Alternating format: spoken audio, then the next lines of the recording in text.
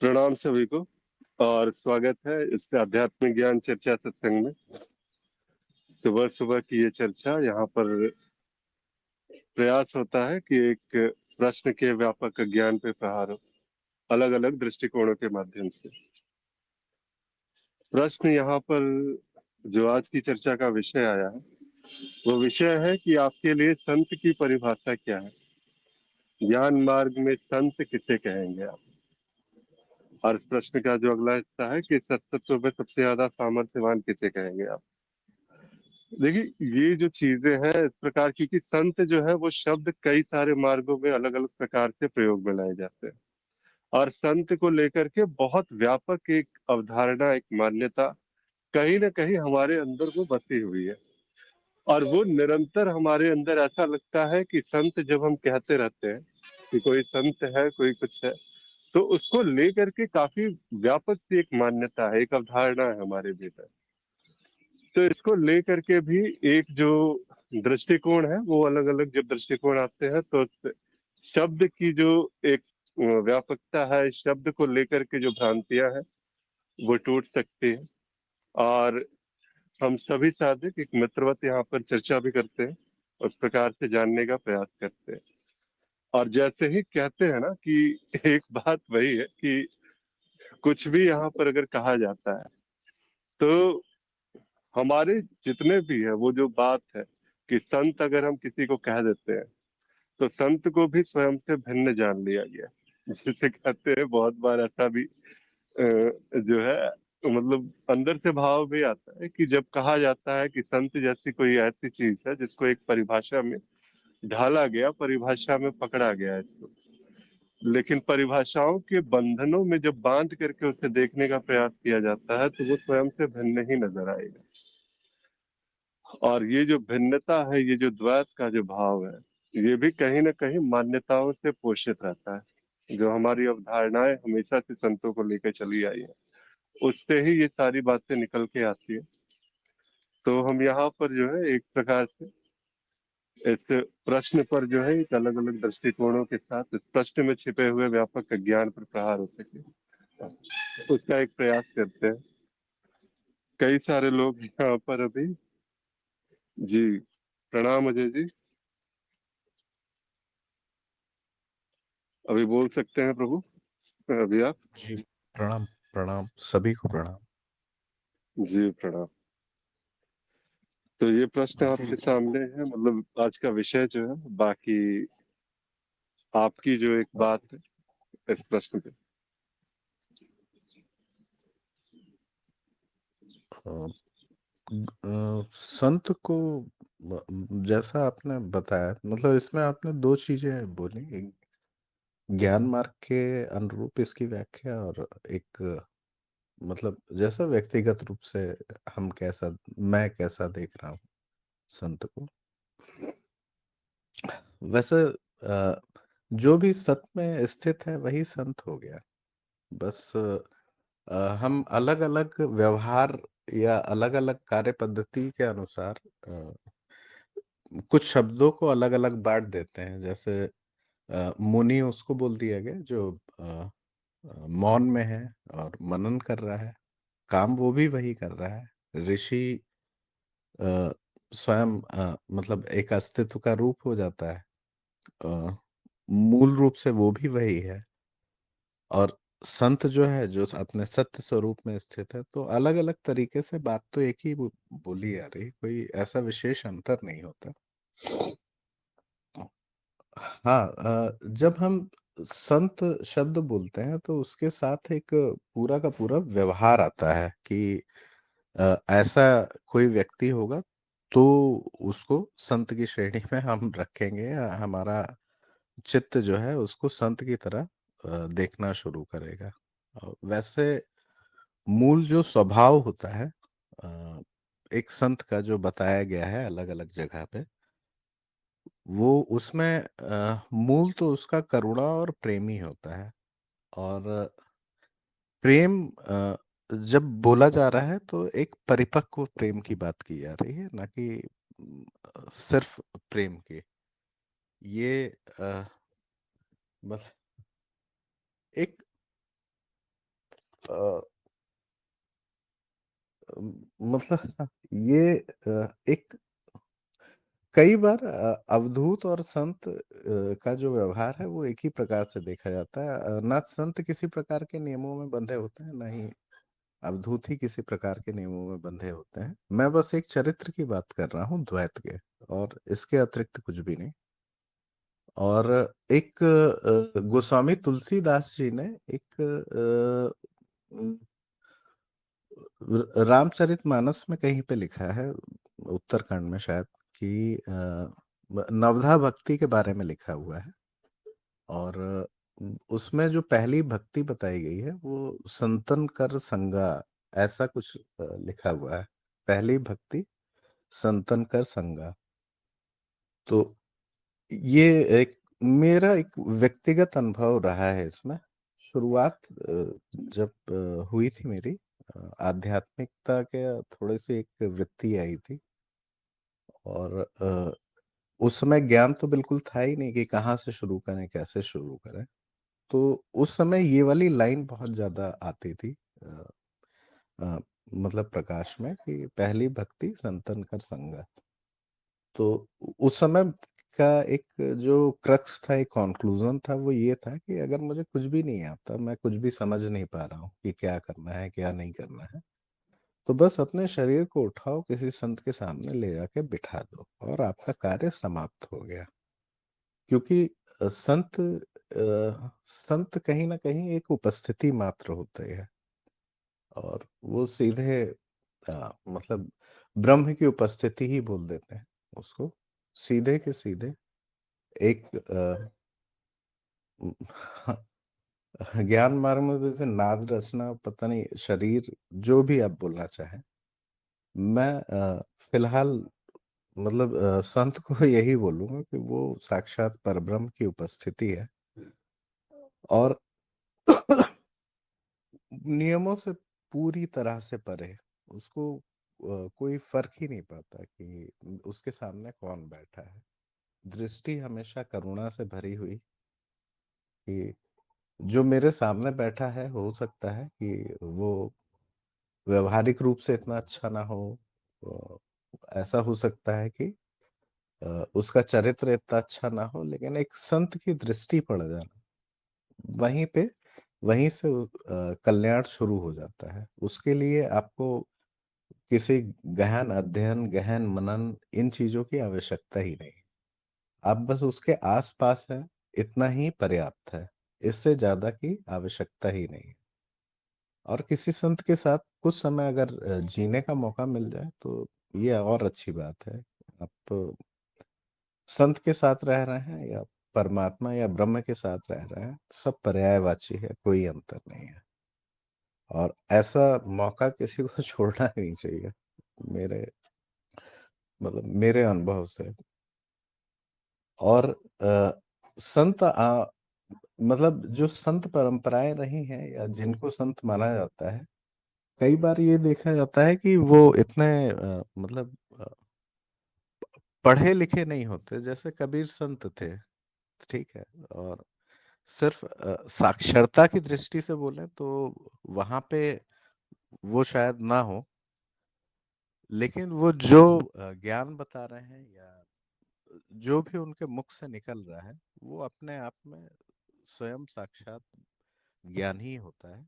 उसको साक्षरता से बिल्कुल जोड़ के ना देखते हुए, एकदम जिसको बोलते हैं स्वयं सीधे जो ब्रह्म बोल रहा है वही, या ब्रह्म संत के माध्यम से बह रहा है। तो जब भी कोई संत हो तो चुपचाप उसके सामने बैठ जाना चाहिए। एकदम भिखारी की तरह, भिखारी की तरह, मतलब एकदम खुद को खाली कर दो कि मेरे पास कुछ नहीं है। फिर वो जो प्रवाह है संत का, वो आपको भिगोता हुआ निकल जाएगा और सबसे धनी बना देगा। आप स्वयं ही बस मतलब अपने आप को पूरा खाली करके संत के सामने बैठ जाएं, और बस इतना ही पर्याप्त है। इससे अधिक कोई मतलब कुछ भी विशेष करने की आवश्यकता ही नहीं है। इतना ही पर्याप्त होता है। अ, एक ये बोला गया कि सबसे सामर्थ्यवान या सबसे शक्तिशाली कौन है? अ, अस्तित्व में सबसे ज्यादा सामर्थ्यवान आप किसे कहेंगे? अस्तित्व में सबसे ज्यादा सामर्थ्यवान मतलब अलग अलग स्तरों में इसकी अलग अलग व्याख्या है, लेकिन अगर द्वैत के स्तर पे देखेंगे तो अ, सिर्फ अ, मतलब मैं ही हूँ, तो सबसे शक्तिशाली भी मैं ही हूँ, सबसे सामर्थ्यवान भी मैं ही हूँ। उस संत को इस रूप में जो देख रहा है वो मैं ही तो हूँ। जैसा आपने शुरुआत में बोला कि एक द्वैत कर दिया गया, स्वयं को किसी मतलब अलग मान लिया गया, तो वहां पे एक अलगाव की तरह संत को देख लिया गया। और अ, वो संत जो है मतलब जैसे अस्तित्व की जब हम परिभाषा देखते हैं, तो जो कुछ भी उपस्थित है वो सब अस्तित्व ही है।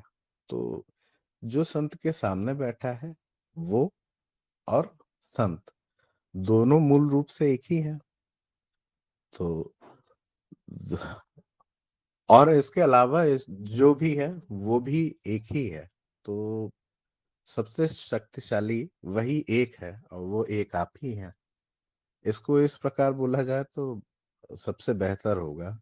वैसे भी सबसे शक्तिशाली मैं कैसे हूं, अगर एकदम द्वैत में और अहंकार में भी देख लें तो जैसे कोई भगवान है, लेट सपोज शिव जी बोलते हैं, ठीक है। शिव जी का एक उदाहरण लेते हैं कि एक शिव बहुत ज्यादा शक्तिशाली है या विष्णु बहुत ज्यादा शक्तिशाली है या महामाया बहुत ज्यादा शक्तिशाली है।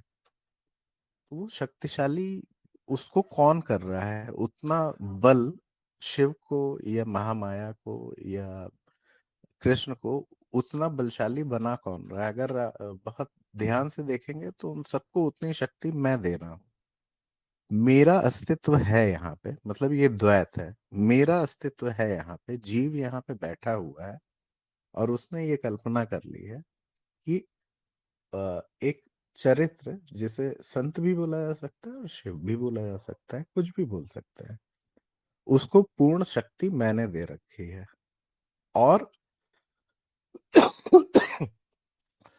उसकी महिमा इसलिए है क्योंकि ऐसा मैंने मान रखा है। और ऑन द अदर हैंड जैसे हम मतलब हर एक यहाँ पे एक मतलब जीव रूप में पूरी यात्रा है हर एक की। और आपने देखा होगा कि आपके मत बीच बीच में परिवर्तित होते हैं। जैसे उम्र के अलग अलग पड़ावों में अलग अलग ईश्वर की उपासना की जा रही होती है। जैसे एक टाइम पे हो सकता है आप गणेश की स्तुति कर रहे हो, एक टाइम पे शिव की, एक टाइम पे कृष्ण की, एक टाइम पे किसी माँ की। तो होता क्या है कि हम ही तो ये तय कर रहे होते हैं, हम शक्ति दे रहे होते हैं कि नहीं, अभी हो सकता है मैं विद्या अध्ययन में हूँ, तो सरस्वती जी और गणेश जी ये मेरे आराध्य हो सकते हैं, क्योंकि मैंने एक प्रकार से उनको बल दिया हुआ है कि जब भी विद्या से संबंधित बात होगी तो सरस्वती जी और गणेश जी ये दोनों ही मेरा भला करेंगे। तो ये सोचने वाला और ये बोलने वाला कौन है? वो मैं है। फिर यहाँ पे परिवर्तन हुआ, कुछ समय और बीता, उसकी शादी वादी हो गई, बच्चे हो गए। अभी क्या है, उसको माँ लक्ष्मी की जरूरत है। तो अब उसने अपनी जो भी चेतना है या चैतन्य है उसको, उसका प्रवाह पूरी तरीके से अ, माँ लक्ष्मी की तरफ कर दिया। अलग अलग समय पे अलग अलग तरफ मुड़ जाता है जीव।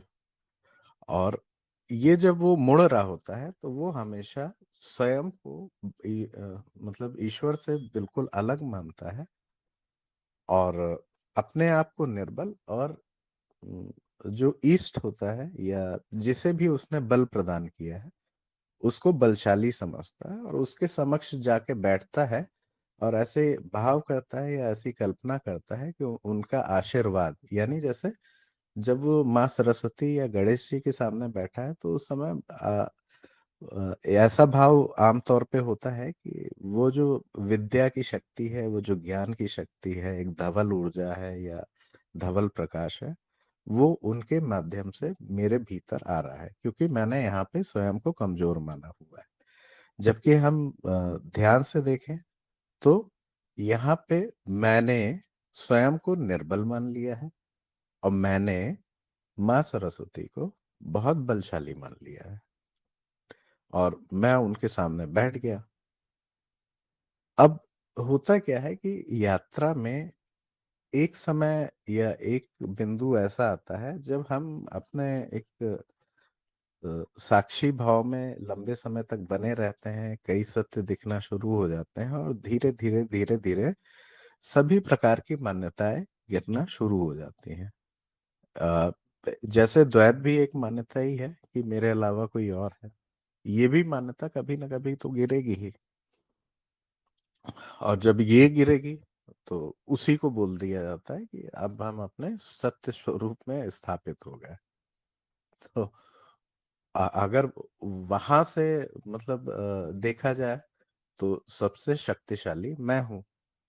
और जब जीव भाव है तो जीव ने जिसे सबसे शक्तिशाली मान लिया है वही सबसे ज्यादा शक्तिशाली है, लेकिन केवल अ, उसकी दुनिया में। जैसा बोलते हैं सत्य व्यक्तिनिष्ठ होता है, तो ये बिल्कुल वैसा ही है। तो जीव जिसे भी सबसे ज्यादा शक्तिशाली बोल दे वही उसके लिए सबसे ज्यादा शक्तिशाली है। कि उसी ने उसको बल दिया है, उतनी शक्ति वास्तव में जीव ने उसको दी है।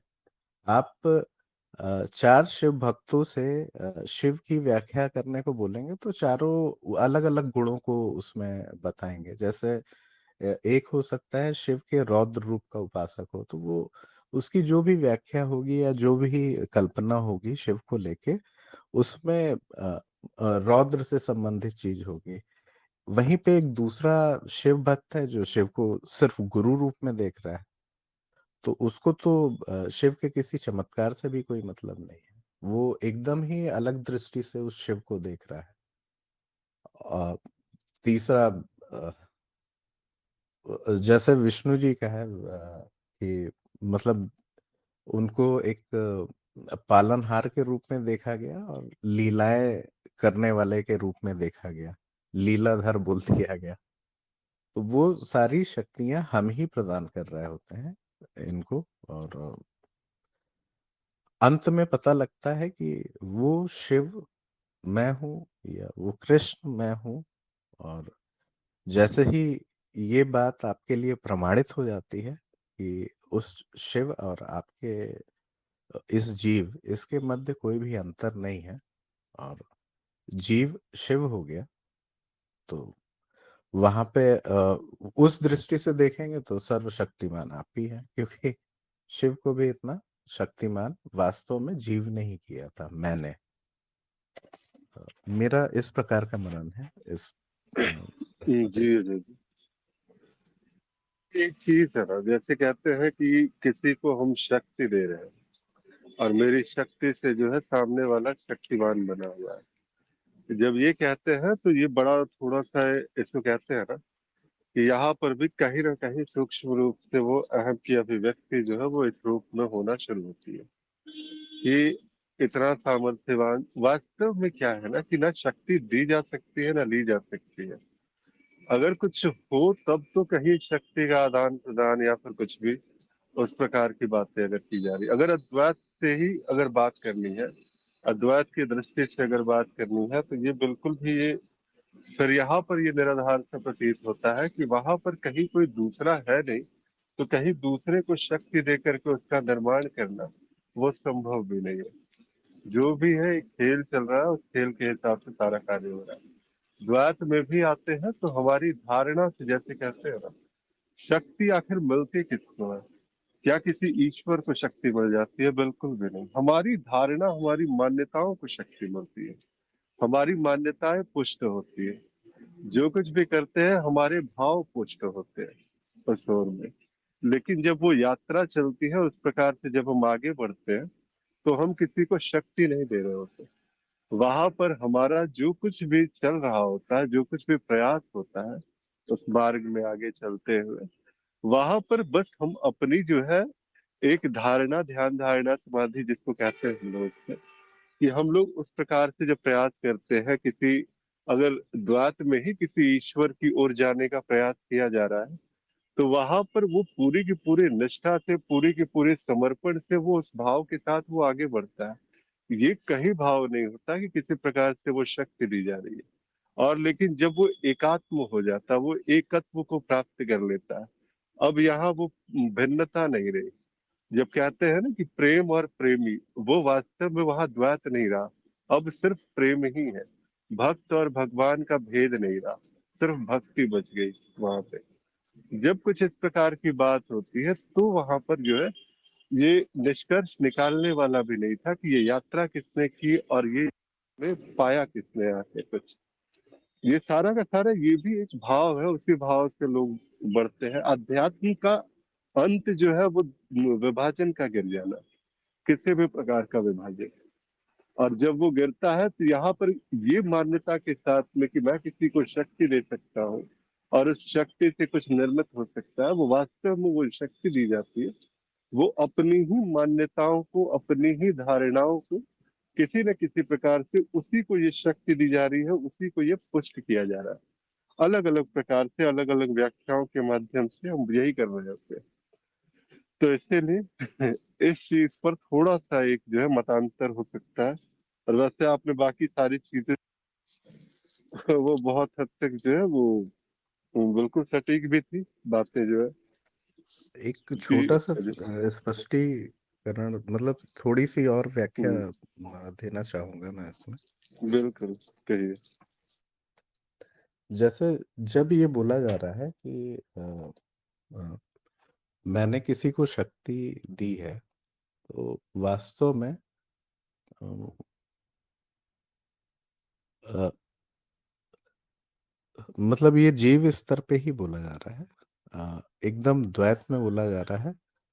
जिस समय वो शक्ति दी जा रही होती है, उस समय जीव को ये ज्ञान ही नहीं होता कि वो इस प्रकार किसी को शक्ति दे रहा है। वास्तव में जैसे अगर हम विशुद्ध द्वैत के परिप्रेक्ष्य से देखते हैं इसको, तो जिस समय कोई भी जीव किसी ईश्वर की आराधना कर रहा होता है, तो वहाँ पे मूल रूप से उपस्थिति 2 लोगों की है। द्वैत है ये, 2 लोगों की उपस्थिति है, ठीक है? इन्हीं 2 में पूर्णता आनी है।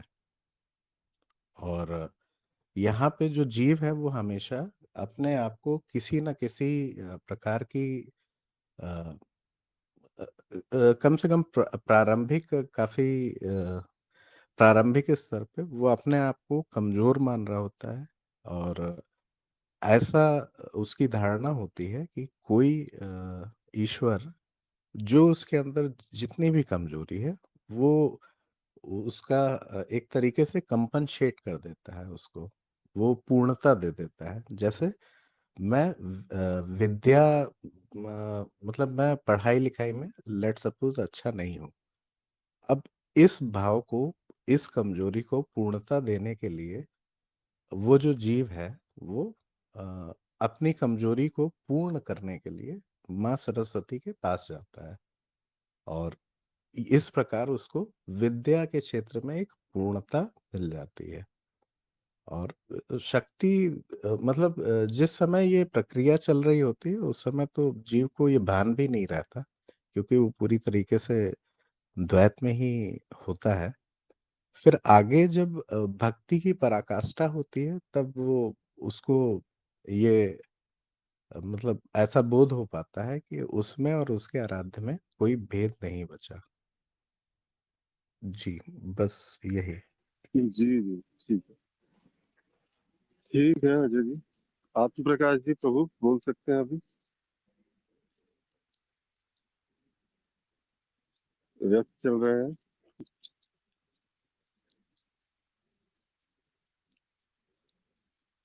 चलिए, व्यस्त है लग रहा है अभी।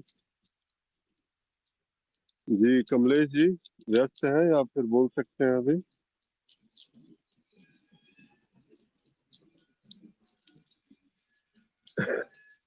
आप भी व्यस्त हैं। जी, बोलिए कमलेश जी, कुछ कह रहे थे? ए, अब आपकी छोटे आवाज़ से कट रही है, शब्दों में ये कहा है आपकी आवाज़ कि कट रही है। थोड़ा असल में क्या है सिटी से। अच्छा, अब आ रही हाँ, अब आ रही है। जी, है।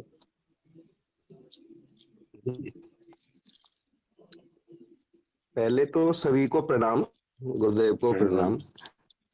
इसमें आज गुरुदेव सब कुछ कह दिया गया है वैसे, लेकिन संत का मतलब मेरे शब्दों में मैं अपने जहां तक समझ पाया हूं कि जैसे कहा है कि संत हृदय नीत समाना। हमने बहुत सी चीजों को पढ़ा है, वहीं से ज्ञान को छाना है। और अध्यात्म में, ज्ञान मार्ग में जो चीज सार हो गई है कि संत परम सत्य को, परम कठोरता को प्राप्त कर चुका है। इसलिए कहा है कि तू जो गुरु है, संत और उसमें सोना और पारस में बड़ा अंतरा जान, वो लोहा कंचन करे वो कर ले आप समान। तो वो परम सत्य जो कठोरता होती है, उसके साथ वो अपने समान कर लेता है, जो सभी विकारों से रहित होते हुए भी। क्योंकि संत का चोला सब कोई नहीं ओढ़ सकते। इसलिए साहेब ने जो बात कही है वो पूर्ण व्यापकता और पूर्ण है। अब उसमें कोई छोटा मान ले, कोई बड़ा मान ले, तो जो छोटा और बड़ा वाली बात जैसे ही आती है वो फिर द्वैत में चली जाती है। फिर वहां पर छोटा बड़ा कोई नहीं होता, सब तरीके के रूप प्रकट हो जाते हैं। वही बोलते हैं कि मिथ्या, मैं अपने ही मिथ्या रूपों का वो कर रहा हूं।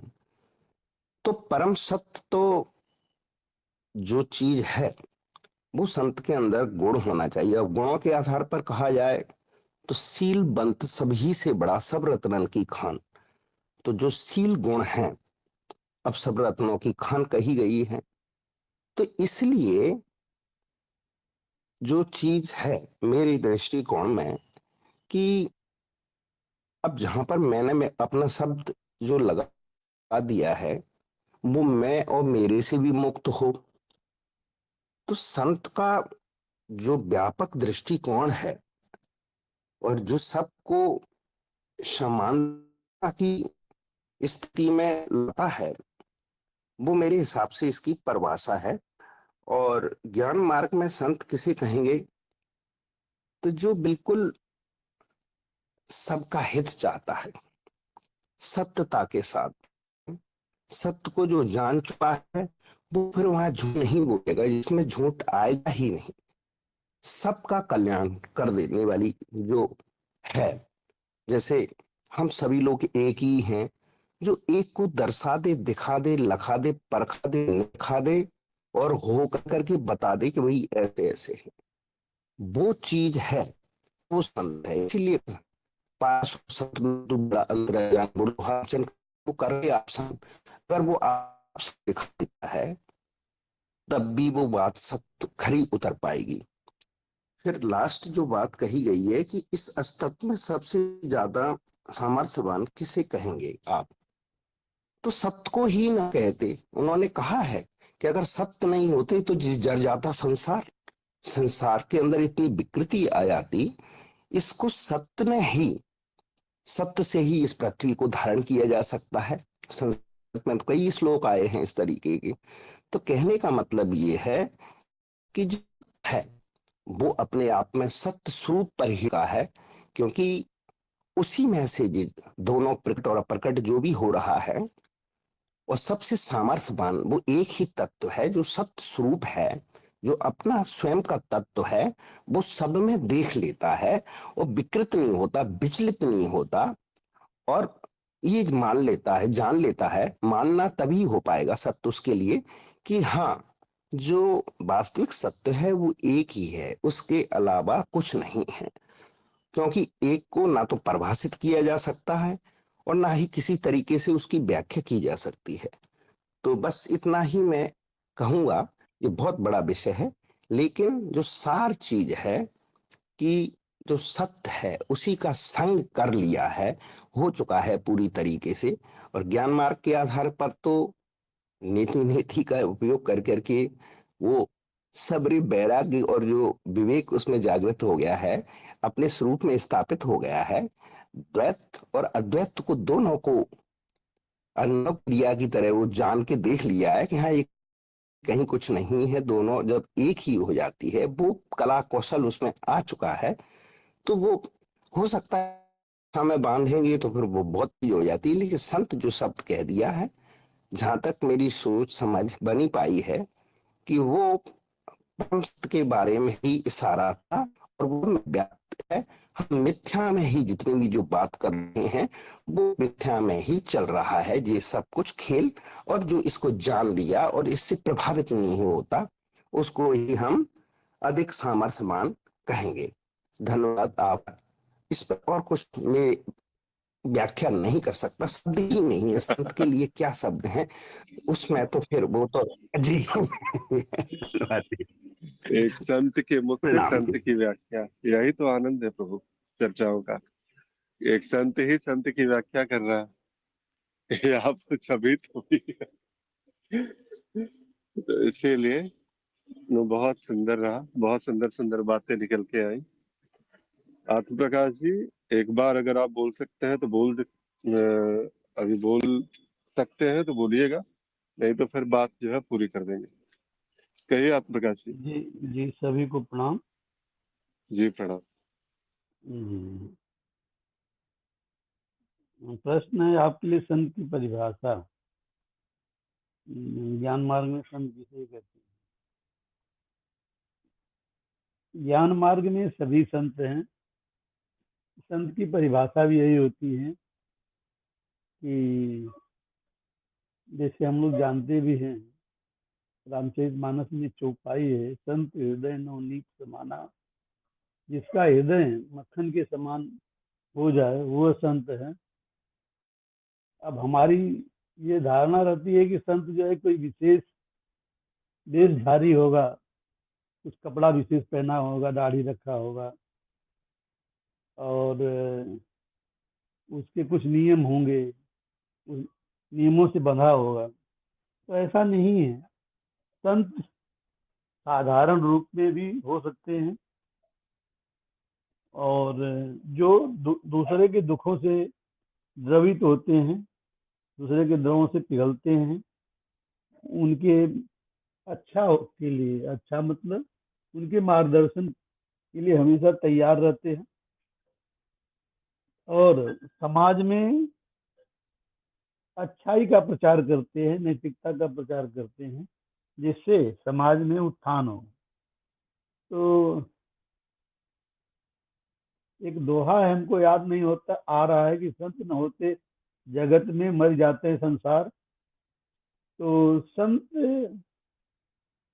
ही जो है उद्धारक होते हैं। समाज में जो बुराइयां कुरीतियां होती हैं उसको मिटाने के चक्कर में रहते हैं।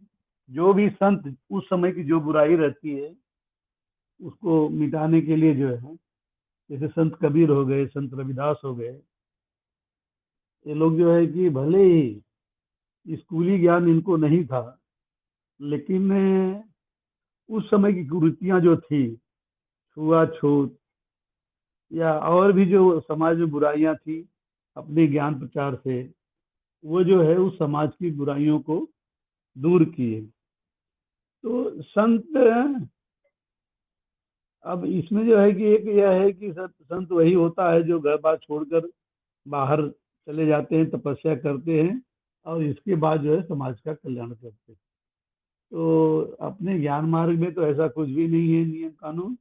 हाँ, यहाँ पे जो है सभी संत ही हैं, और अपने ज्ञान प्रसार से जीव की या जगत के अज्ञान को दूर करते हैं। तो यहाँ पर सभी संत हैं, और संत की परिभाषा जो है, जो भी है, उसके हिसाब से हमारे सभी ज्ञान मार्ग के साधक उसमें खरे उतरते हैं। सभी संत ही हैं और संत से अलग नहीं है। अब वो लोग जो है कि अपने आचरण, जो संत हैं वो अपने आचरण से समाज में या अपने व्यवहार से समाज में या समाज को सुधारने का प्रयास करते हैं। और ये ज्ञान मार्गी जो है ये संसार को अपने ज्ञान से, ज्ञान प्रसार से, ज्ञान देकर जो है उनके अज्ञान को दूर करता है। जो भी वो भी पुरानी मान्यताएं, धारणाएं को दूर करते हैं। और ये भी ज्ञान मार्गी साधक भी जो है संसार में जो भी अज्ञान, धारणाएं, मान्यताएं, कुरीतियां हैं उसको ज्ञान रूप से, ज्ञान बीज से उनको नष्ट करते हैं। तो हमारे ज्ञान मार्गी साधक सभी संत ही हैं, संत की श्रेणी में आएंगे, उससे कम नहीं है। जी भैया जी, इतना ही भैया। जी, सबको बाबा जी बना दिया आप। जी चलिए, अच्छा। बिना बिना रूप और बिना वस्त्र धारण किए हुए। चलिए, जी अच्छी बात। जी, प्रणाम हिमांशु जी, बोल पाएंगे प्रभु? प्रणाम जी, मेरी आवाज आ रही बिल्कुल आ रही है, बिल्कुल आ रही है। है जी। आज आज की चर्चा का विषय है कि संत की क्या परिभाषा है। ज्ञान मार्ग पर हमने ये देखा कि ज्ञान मार्ग पर हम ना जो भी विभाजन हुए हैं, जो अवधारणाओं के रूप में विभाजन हुए, उनकी अवधारणाओं को देखा गया कि विभाजन जो है नहीं। हम तो यहाँ तक कहते हैं कि व्यक्ति मिथ्या है, क्योंकि व्यक्ति जैसा कुछ है नहीं, क्योंकि व्यक्ति तो दिखाई भी नहीं पड़ता। व्यक्ति मात्र एक आरोपित अवधारणा है, समाज द्वारा जो आरोपित किया गया है। इसी तरह से जब हम संत की बात करते हैं तो संत भी समाज द्वारा दी गई एक अवधारणा है कि किसी व्यक्तियों को, व्यक्तित्व को वर्गीकृत कर लिया गया है और उनमें किसी एक प्रकार के व्यक्ति जो समाज के लिए अच्छे हैं या फिर कह लीजिए समाज हित में कार्य करते हैं, लोक हित में जिनके कार्य हैं, उनको संत कहा जाता है।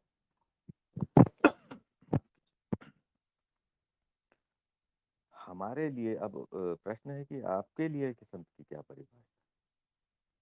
हम तो ये जान गए हैं कि व्यक्ति ही मिथ्या है, व्यक्ति की ही मिथ्या जानते हैं। और रही बात नैतिकता और अनैतिकता की, तो नैतिकता हमारे व्यक्तिनिष्ठ हो जाती है। तो संत होना वो नैतिकता की श्रेणी में है। उसे एक व्यक्तियों के समूह से अलग कर लिया गया है, एक समूह को। और हम तो अनुभव को अनुभव ही जानते हैं। कोई भी अनुभव अच्छा नहीं और कोई भी बुरा नहीं, सभी तो अनुभव हैं, सभी तो प्रतीति हैं।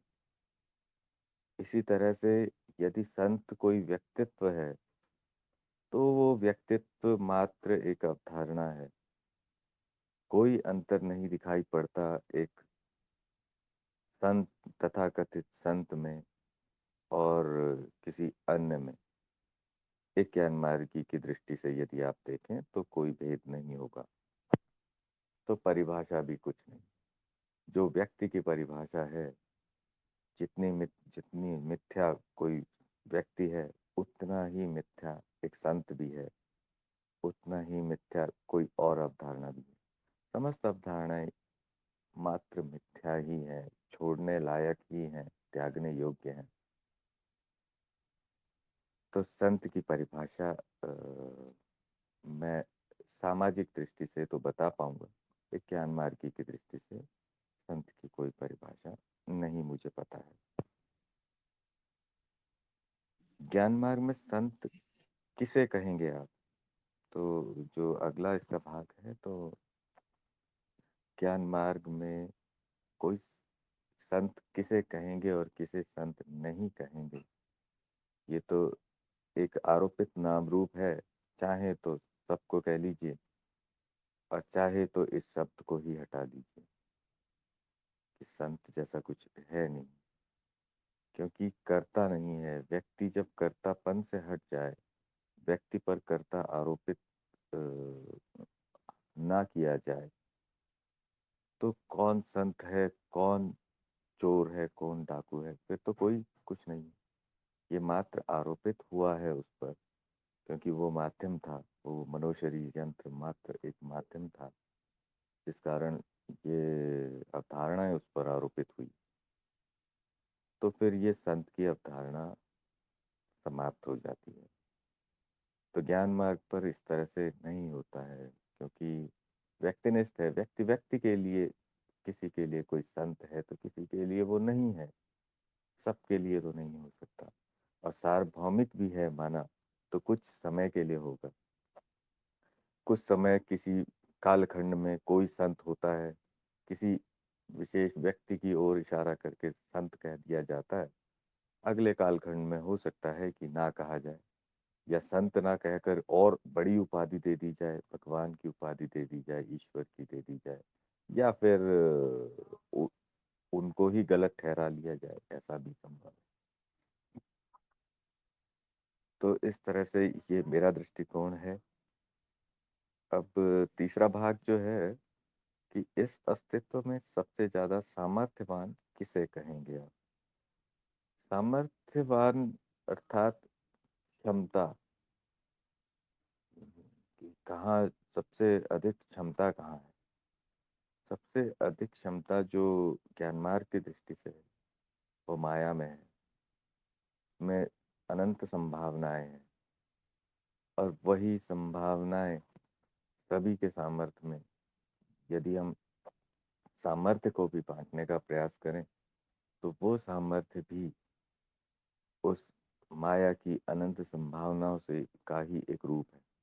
तो सबसे ज्यादा जो सामर्थ्य है, सबसे ज्यादा सामर्थ्यवान यदि हम कहेंगे तो अस्तित्व स्वयं है, जहाँ पर अनंत संभावनाएं हैं, जहाँ पर एक और माया की संभावना है तो दूसरी ओर उस माया को देखने वाले के भी संभावना है, कि वहां पर एक और प्रतीति रूप में लहरें हैं और दूसरी ओर निर अपरिवर्तित रहने वाले अथाह समंदर की भी, गहरे समुद्र की भी वहां पर संभावना है।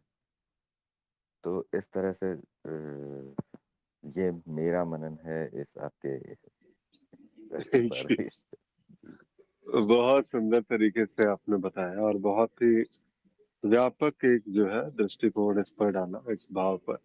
यहाँ आज का जो विषय था वो विषय वास्तव में जैसे कहते हैं, वैसे अभी यहाँ पर और भी कई साधक हैं, अगर किसी को कुछ भाव व्यक्त करने हैं आज के इस विषय पर तो अवश्य कीजिए।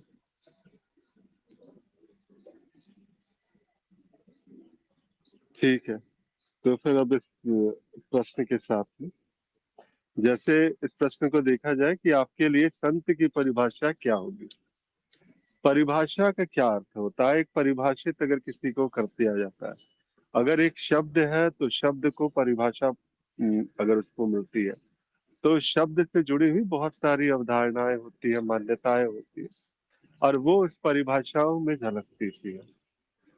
अब यहाँ पर क्या है ना, संत एक ऐसा शब्द है कि इसके साथ में जितने भी परिभाषाएं आएंगी वो संत को किसी न किसी रूप में, किसी न किसी बंधन में बांधने का एक प्रयास होगा। कि संत होगा तो संत ये नहीं करेगा, झूठ नहीं बोलेगा, ये नहीं करेगा, खाएगा ऐसा नहीं, रहेगा ऐसे नहीं, चलेगा तो ऐसे नहीं चलेगा, बोलेगा तो ऐसे नहीं बोलेगा, बात करेगा तो ऐसे नहीं करेगा। बहुत सारे बंधन, जितने बंधन एक अज्ञानी, एक सांसारिक पे नहीं होते, उससे कई ज्यादा बंधन जो है एक संत पर आरोपित कर दिए जाते हैं। और यहाँ पर भी एक प्रकार से परिभाषाएं जितनी भी है, उन परिभाषाओं का बंधन भी एक प्रकार से आरोपण है जो एक संत के ऊपर करने का प्रयास किया जाता है।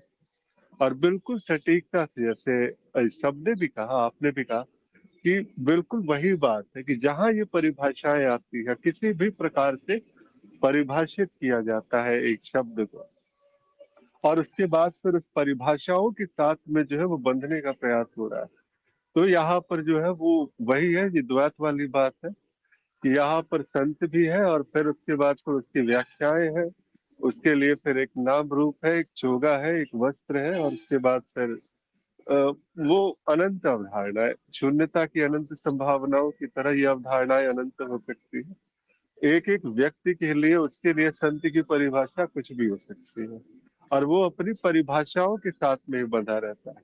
किसी के लिए संत वो जो झूठ न बोले, किसी के लिए संत वो जो गेरुआ पहन के घूमे, किसी के लिए संत वो जो अद्वैत से नीचे बात न करे, किसी के लिए संत वो जो बस प्रकृति में ही लिप्त रहे, और प्रकृति में ही वो जो सुगंध है वो प्रकृति की जो बातें करता रहे।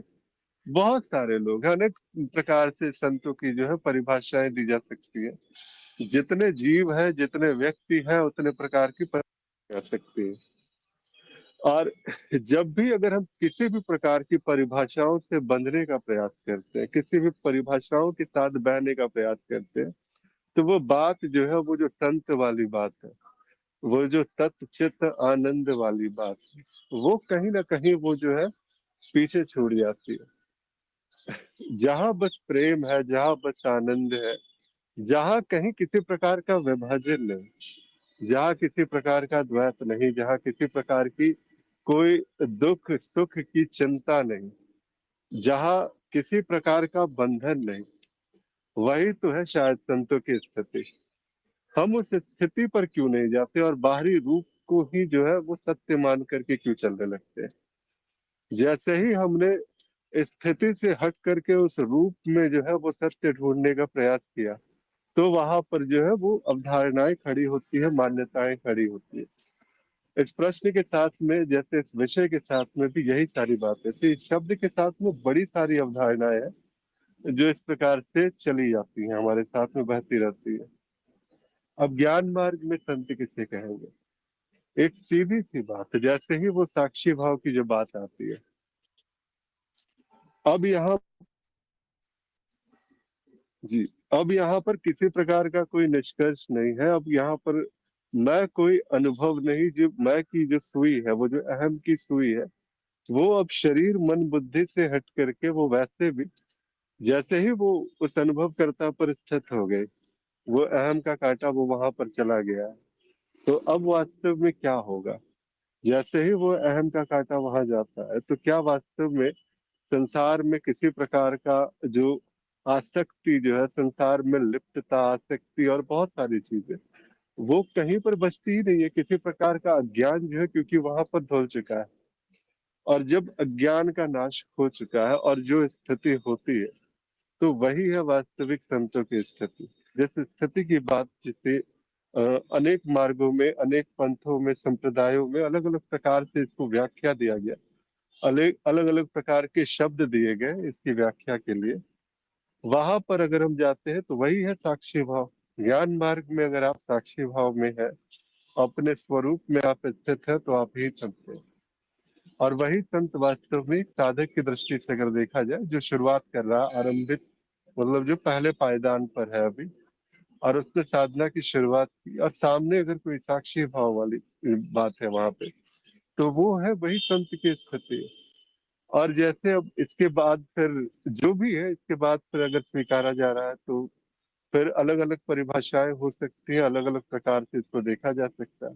वास्तव में अंततः जो है, अगर संत हम कह देते हैं, संत कहने के साथ में ही अगर शब्द स्वीकारा गया और ये मान लिया गया कि वो मैं नहीं हूँ, तो ये कुछ वैसी सी बात है, कुछ उच्च अवस्था वाली बात है, कोई अलग व्यक्ति के पास में ऐसा संभव है। तो यहाँ पर वो जो भेद है, वो जो भिन्नता है, वो सामने आने लगती है कि अपने आप से, स्वयं से भिन्न जानना किसी को भी। और ये जो बात है, फिर वही है कि द्वैत लाने का प्रयास होता है कि संत को एक आसन दे दिया गया और आप जो है उस आसन के नीचे जमीन पर माथा टिकाए बैठे हैं। ये अगर ऐसी सी बात है, तो यहाँ पर फिर वही कि फिर सानिध्य भी होगा, फिर तो संतों का आशीर्वाद भी मिलेगा और संत फिर कृपा भी करेंगे वहां पर। तो अवधारणाओं की सीमा थोड़ी है, वो फिर चलती ही चली जाएगी, वो अलग अलग वेग में वो बहेगी, अलग अलग प्रकार से वो अभिव्यक्त होगी। तो ये चीज ज्ञान मार्ग में बस इतने से बात है कि जो साक्षी भाव है वही जो है वास्तविक जो कहा जा सकता है कि एक संत की परिभाषित करने के लिए कि कौन संत किसे कहा जाए, तो जो साक्षी भाव में स्थित है। ये इसलिए भी थोड़ा सा जो है उचित लगता है, साधकों का मनोबल भी बढ़ता है कि वास्तव में अगर वैसी स्थिति होती है तो वहां तक जाने के लिए वो प्रयास करता है। वो नेति नेति और ज्ञान पर जो निष्ठा की बात करते हैं वो, और वैसे भी साक्षी भाव, अगर हम भाव की बात कर रहे हैं तो वो प्रयास से ही आता है सारा का सारा। तो जो साधना होती है, जो प्रयास होता है, तो साधकों को अगर इस प्रकार से अगर कहा जाता है तो एक बल भी मिलता है।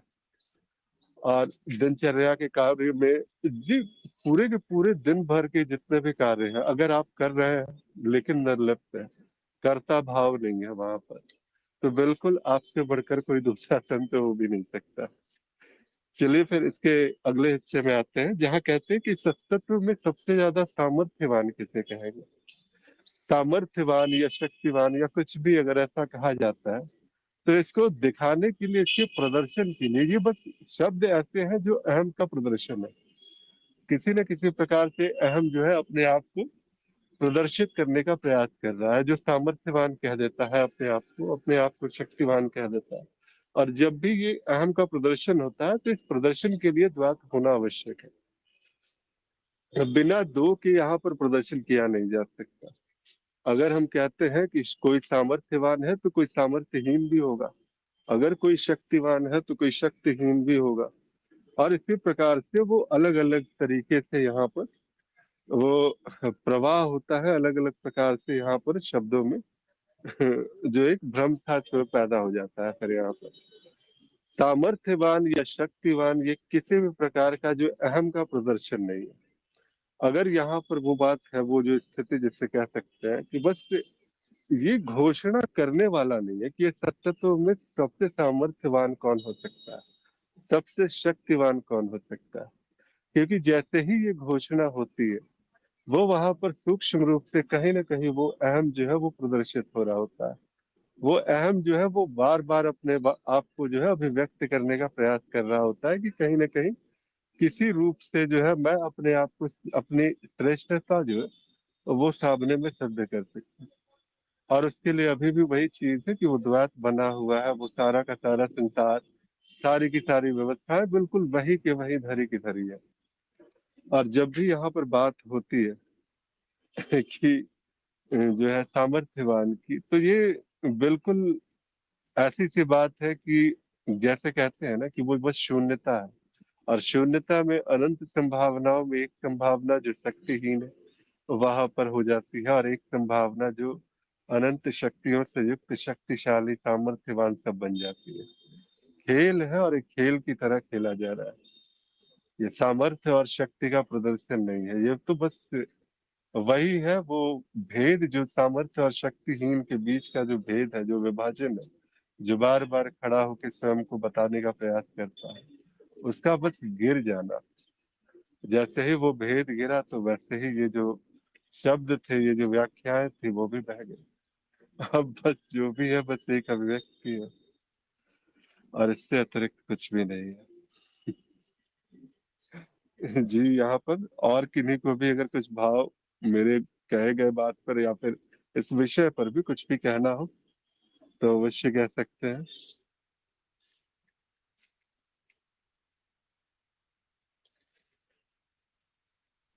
अ, चलिए जी। नमस्ते। हाँ ओमकांत जी, हाँ, प्रणाम। तो अंत में बस इतना ही कह सकते हैं कि ज्ञान मार्ग पर गुरु है, शिष्य है और ज्ञान है।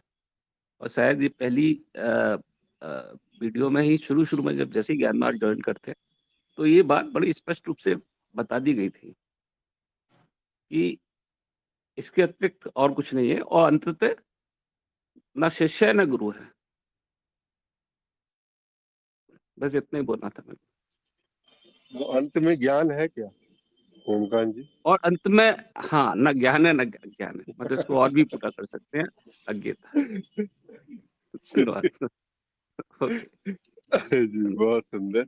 आपकी आवाज सुनने को मिली। और जी, प्रणाम।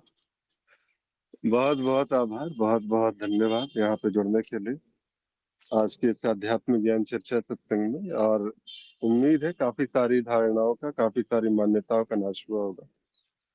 तो इसीलिए इसी भाव के साथ मैं अभी के लिए सभा को विराम देने की आज्ञा चाहता हूँ।